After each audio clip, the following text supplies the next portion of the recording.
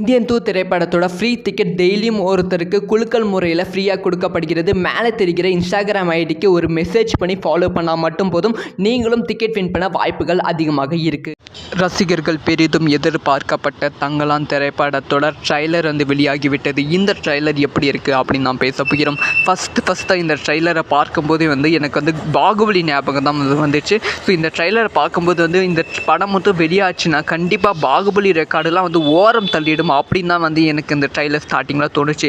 அதுக்கப்புறமா ட்ரைலர் போக போக விக்ரம் சாரோட நடிப்பை தவிர வேறு எதையுமே இந்த ட்ரைலரில் என்னால் பார்க்க முடியல. முக்கியமாக கோமணம் கட்டிக்கிட்டு இவ்வளோ பெரிய உச்சத்தில் இருக்க நடிகர் நடிக்க முடியுமா அப்படிங்கிற கேள்வி எனக்குள்ளே எழுந்தது.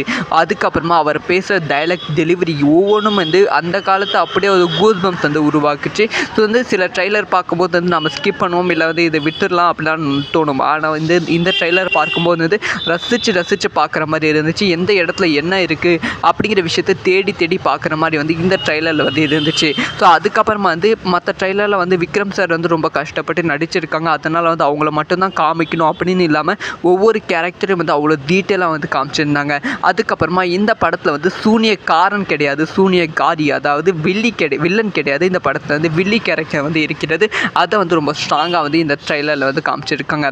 அதுக்கப்புறமா விக்ரம் சாரோட டைலாக் டெலிவரி ஒவ்வொன்றுமே அவ்வளோ பர்ஃபெக்டாக விக்ரம் சார் பண்ணியிருப்பது இந்த ட்ரைலருக்கு மிகப்பெரிய ப்ளஸ்ஸாக அமைகிறது. கண்டிப்பாக இந்த ட்ரைலர் பார்த்து முடிக்கும்போது இந்த படத்தை ரிலீஸ் பண்ணுங்கப்பா, கண்டிப்பாக எல்லா ரெக்கார்டும் பிரேக் பண்ணிவிடும். பேன் இண்டியான்னு சொல்கிறீங்களே, இது பேன் வேர்ல்டு படம்ப்பா அப்படின்னு சொல்லி உங்களுக்கு தோணும். ஸோ கண்டிப்பாக செமையாக இந்த ட்ரைலர் என்ஜாய் பண்ணுவீங்க. இந்த படத்து மேலே உங்களுக்கு எதிர்பார்ப்பும் அதிகமாகும். ஸோ இதை பற்றி உங்களோட ஒப்பீனியன் என்ன?